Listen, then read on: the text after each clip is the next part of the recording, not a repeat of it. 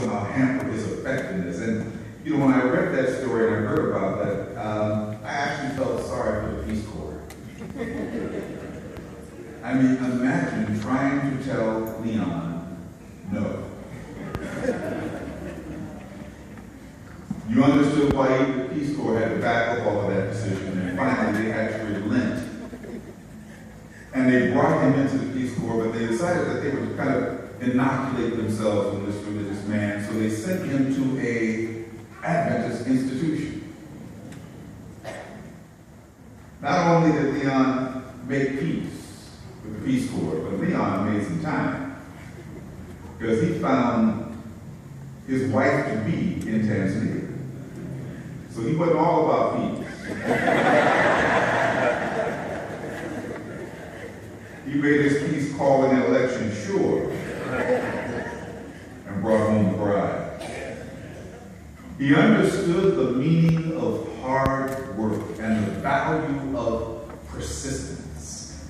He understood the plight of his people and had the opportunity to go on that famous march to Washington and hear Dr. King deliver the I Have a Dream speech and the hobnob with people who were civil rights advocates from around the country.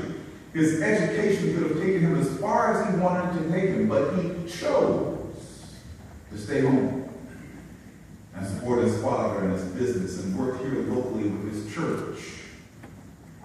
He conducted his life with a moderate degree of intensity, and I have to say, in my relationship with Leon, he was I never saw the brother relax. I know some of you knew him well enough to see him relax. I never had a chance to see Leon relaxed. Leon was on duty all the time that I knew him. He had a mission. His intellect was sometimes intimidating, but he refused to dummy down his mind.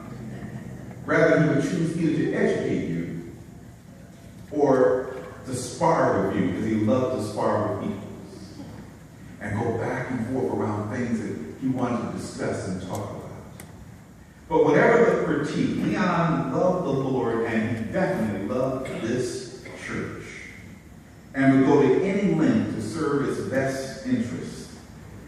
So he served in many, many capacities in this church through the years, seeking not to earn his way to heaven, but merely to please his master.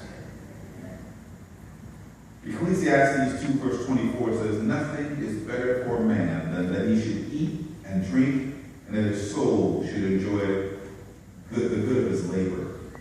This also I saw from the hand of the Lord. What we can learn from Leon's life is the blessing of a man who enjoyed his hard work, who enjoyed working for others, who enjoyed teaching and educating, who worked hard and never gave up.